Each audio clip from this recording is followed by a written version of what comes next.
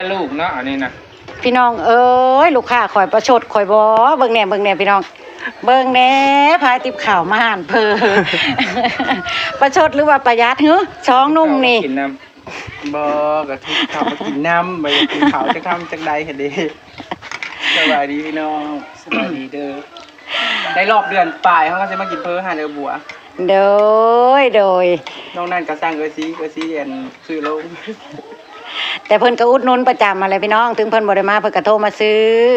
ให้เออซีเอาลงให้กินโดยยินดีต้อนรับสู่ช่องแม่น้องบอยอีกรอบเด้อจ้าพี่น้องจ้าต้อนรับลูกค้าพิเศษมาเยี่ยมเยือนถึงห้านมื้อนี้ในรอบเดือนเนาะพายติบข้าวมาพร้อมเมืองพี่น้องแซ่บเมื่อยไปหาเฮ็ดมาหลายแม่นบ่นี่นะผมเผาก็จนบ่ได้ตัดเบิ่งแน่นอนข่อยไปตัดนี่แหละสิไปตัดนี่โอ้ยสิไปเมื่อใดกับมีแต่ปิดหางกันเลยในมันคือแม่น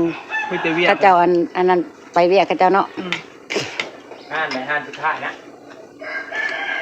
ห้านลุมพูนห้านนั่นมาจ้าที่โจยกับน้องชายหล่าทั้งสองก่อนพี่น้องจ้า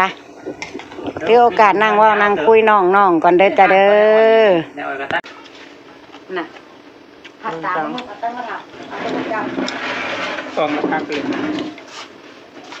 รุ่นใหม่บ่แมนรางวัลของเงินลูกชายที่ไปทำงานอยู่ไทยนี่แหละ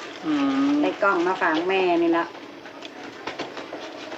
เพราะได้ให้แม่อันว่าน้ำพี่น้ำนอกผ่านเบิดทุกอย่างแล้วบ่ยังชั่วโมงบ่ยังชั่วโมงอันท่านผู้ชมพี่น้องเอ้ยชาแต่ยังว่าแหละประบวบบ่มีแนวถ่ายเนาะวันๆกะคุกขี้แต่ในห้างนี่คันที่ถ่ายกับยันพี่น้องเบื่อก็แก๊กอย่าเลยน้ำห่านเพลินบ่ค่อยได้ไปได้มาใจแต่ค่อยเป็นค่อยไปแล้วพี่น้องบ่ปะว่าบวกกับบ่นั่นดอกรอได้ว่าแต่พี่น้องอย่าปาอย่าทิพย์ได้จากพันละชั่วโมงมัน3,000นี่บ่ไปบ่มาใช้อยู่นี่ชั่วโมงนะเอาโอเคนะ3,000ก็ไว้อยู่ 3,000ไว้อยู่นะไก่อยู่เนาะไก่จะเป็นความจริงเวลาพี่น้องสุห้าวยังบอกโดนปลาดูแต่เข่าจังได้มันก็บ่มีแนวให้พี่ให้น้องเบิ่งก็ยังเมื่อวานนี่แหละไปจนเมื่อยแรกกำมาเสียหยาดอกกระเจียวแห้งจะเป็นลมตื้มบาดมันแดดได้ว่านี่มันแดดออกมาแต่ปลายเฮ็ดได้น่ะไปจอดรถไว้แล้วก็พักกันไปรอสองเขารอหอบตีหมอบแดงบ่เห็นนี่ยังมันบ่ออกว่าซั่นนี่ผู้ชายก็ไปตั้งแต่ตี 4นี่คำเราเฮ็ดออกแล้วผีสิงเข้าล้นนะแม่นก็บวชเด้อผู้นึงเด้อพ่อเจ้าเจ้าของเขาเฮ็ดออกแล้วนอนก็คือเห็นอยู่ในจ้านี่ไดไปปั๊บโลดว่าวันเบิ่งคลิปโตว่านี่ซ้ำเมื่อคืนนี่เว้ากันอยู่ว่ามันสิได้อยู่บ่เฮ้ยเฮ็ดมันมีกี่ดอกบานอันนี้บัดนี้คนเข้ามาตกเนาะไปแล้วแม่นนี่มันมีแต่ดอกเฒ่าอมน้ำไปเบิดเลยเนาะเอาเมื่อวานนี่มันขึ้นมาตกได้หายบ่มีฝุ่นได้สิเว้ายังได้แห้งกระเติดนี่น่ะตอนได้นะตกบ่มีได้บ้านเฮาบ่มีฝุ่นได้มันไหม้ฝุ่นก็แห้งเขาว่าวานนี่บ้านว่าก็ตกแห้งเติบมันเนาะมันไฟแบบใดฉันแหวกโซ่ขางไปกอดมันนะแล้วไปตามก้นเมฆคิดเบิ่งว่าอันเบิดบ่นี่เฮ้ยคิดว่าอันเกตุยโต้งน้ำน่ะได้ประมาณถังนึงนั่นคนวานเลยนะแห้งอยู่ได้มันมา2รอบคนน่ะเอาก็เบิ่งทางนี้ก็เบิ่งมือคืออยู่นี่เฮ็ดผู้ใดมันขึ้นก็ไปทางไหนผู้ใดเอาไปเอาน้ำเมื่อวานนี่เพราะว่าตัวเองหดน้ำมาเลยยังอยู่ในโรงงานน้ำดื่มนี่เอาคนโต๊ะก็ว่าบ้านเขาบ่มีคนจังเม็ดได้หรอบ่มีคนทางว่าใช่เขาว่าเอาเมียนแร่นี่ละมาแต่เป็นใหม่คนตกแห้งเป็นใหม่ไปทางนั้นต้องเป็นขอดน้ำจะไหลทางพุ่นเด้มันใหม่เขาป้าเขาดงก็ผู้ใดคันบ่ห่วยแดงผู้แถวนี้น่ะบ่มีแล้วแต่บ้านผัวน่ะเขาเบิกเป็นให้เป็นหน้าเขาเบิกมันแดงคือกันไฟไหม้เนาะปีนี้หาอยู่หากินก็ยังยากแน่นั่นมีแต่เฮ็ดปวกแล้วเพิ่นอยู่ใต้ดินเนาะเพิ่นนั่นเนาะเฮ็ดทั่วไปนี่ว่ามันจักมีหลายเติบช่วงมื้อนึงนี่เขาขึ้นไปเอาอยู่ใต้กระดอกกระเดียแถวบ่อันใดเอาส่งมันเอารอบก่อนน่ะเด้เฮ็ดปวกนะโทษเนาะไผกะง่ายซุ่มถ้าไปเอาได้ใส่ เลาะมวยให้นี่ จะเข้าก็หลอกแถว ไปเอื้อยกันยังป้าบัวก็3รอบมื้อน่ะมื้อเฮ็ดปวกออกงวดก่อนน่ะ ตามาคือกัน ไปเมื่อไหร่ก็ได้ จนบ่วนขายเพอหั่นแหละพี่น้องตอนเฮ็ดปวกออกงวดแรกนะป้าบัวอันนั้นทิ่มห้านเพอให้น้องปิ๊กน้องบอย มามื้อเดียวได้10 โล เอ้ามื้อนั่นแหละ แค่แต่มื้อนั่นแหละเฮ็ดน่ะ พูดเนาะ ประเทศดอกใหญ่คนกับคนโมมากับโบลายมาได้แบบเฮ็ดออกลายมาดิ กันหน้า โบลาย ชื่อโต โอ้ยทั้งเศร้าทั้งเลงจะห้าวนะโป๊อาจจะมันว่าเขาเฮ็ดหมู่บ้านเขาบุญที่บ้าน อย่างนึงป้าป้าใหญ่ก็แล้วนะเนาะป้าป้าก็บ่ยังหมดน้อยๆข้างหน้าป้ายังได้อีกก็เด็ดๆแต่ละคนไปตรงไหนได้ เงินทงมานั่งคุยอยู่เลย ทงยัง ท่านเกียร์คนนี้ บ่ดู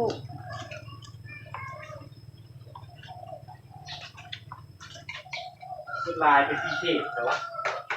หึ มอบรางวัลเพิ่นกันนะ อย่าง หมดแดงเนาะ มือหนึ่งได้จะสวยกับบน มื้อนี้ได้ดูมื้อนี้อยากเบิดหมอเลยเด้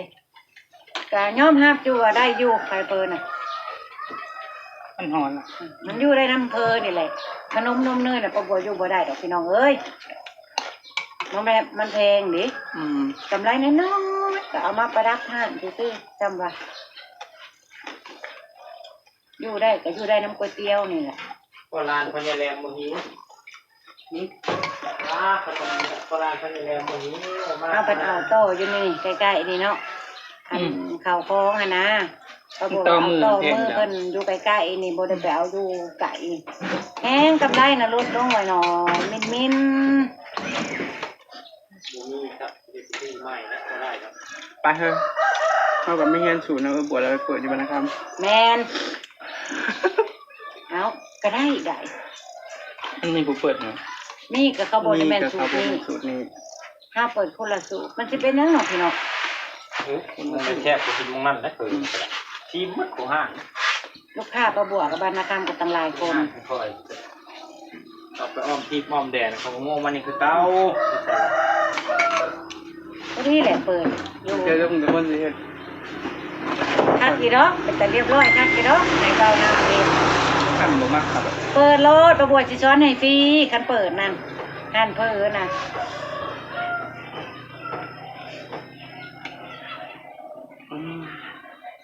มันสิว่าน้ำข้นนี่บ่มันสิคืออยู่บ่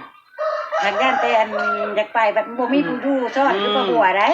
นั่นแหละ ประบวกผัดคันไปผัดลูกอยู่หั่นเด้ อืม คันไปหันไปนี่ค่ะ เฮ็ดออกปีนั่น นั่นแหละ ดิ้นเลิศ ประบวกผัดบ่ได้ให้พลาดได้ไผมาก็ต้องได้กินนั่นเด้ ถ้าต้องเฮ็ดอันกินตอนแรก อ่ะ เฮ็ดอันกินตอนแรกเอา ต้องเฮ็ดแนวขายอันแนวกินนะเนาะคือ ที่เจ้าขายน้ำกินตอนแรกผัดช่วงเฮ็ดออกก็อดอีกอ่ะโอ้ยจะเข้าไปตอนเช้า ไปตอนเช้ามาตอนบ่าย ตอนแรกก็ไปอีกไปเห็นบ่ ว่าจะแรงเขามาขายเห็ดกันเลย มาแกงเฮ็ดขายอย่างนี้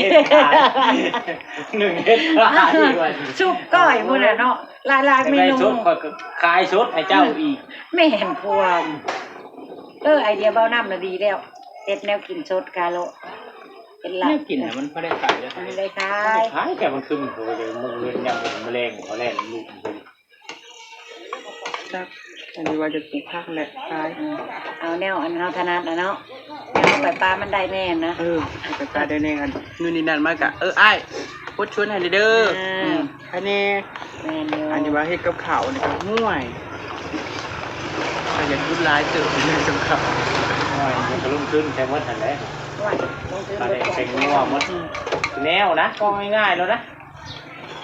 แต่ว่าเฮ็ดกับข้าวเฮ็ดอาหารนี่ก็ลุ่มขึ้นมาแล้วคือเส้นก๋วยเตี๋ยวแม่น้องบ่อยนี่ลุ่มขึ้นหมดทุกอย่างนี่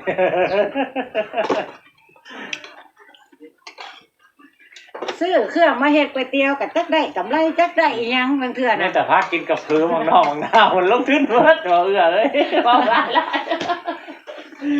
บ่ได้จดไว้บ่ซะ เฮ้อก็บ่น่ะแค่ว่ามันเบิดแล้วมีไปซื้อใหม่เลย นี่ไปซื้อต่อมาเลยเพราะให้ลูกค้ามาได้กินยาก แบบว่าเครื่องปรุงเฮาก็กินประจำอยู่นั่นเนาะ แม่นเฮาอาศัยเฮาได้กิน เห็นเฮาบ่เฮ็ดมาให้กับสิบ่ได้แหละ ปฏิอย่างหนึง เฮาคิดว่าแนวนั้นได้ ค น้องวิ่งน้องบอยบ่ค่อยกินข้าวอันนี้นะ อืม กินแต่แนวหมูนี่ อืม ที่น้องวิ่งน้องบอยบ่ค่อยกินข้าวพี่น้องกินแต่เพ้อกินแต่ก๋วยเตี๋ยวนี่แหละมาก็ลวกใส่น้ำก๋วยเตี๋ยวแม่นั่นนี่เด้มาปรุงกินนั่นนี่เขาก็แล้ว อืม ก็ถือว่าลูกได้กินนั่นแหละพี่น้องเลยเฮ็ดไปก็ได้ กำไรอยู่ที่กิน กำไรอยู่ที่กิน มันจะ โอเคพี่น้องขบวนกะสีอำลาพระจากเลยจ้าจองหนุ่มมาเยี่ยมมาเยือนถึงห้างก็ขอบคุณหลายๆมาสนับสนุนประบัวมื้อนี้เกือบแม่นมาปิดจอบให้ได้เยอะหน่อยนึงเด้อจ้า สบายดีพี่น้อง สบายดี จะได้กระ พี่น้อง คอกให้ทุกคนเบิ่งปลาบัวไปยาวๆเด้อพี่น้องเนาะเพราะว่าเดี๋ยวเพิ่นผ่านเพิ่นหยังเพิ่นก็สิมีโฆษณาข่าวให้เพิ่นถือว่าเป็นคัก เป็นกำลัง ก๋วย ใจ เตี๋ยวให้เพิ่นละกันนะพี่น้อง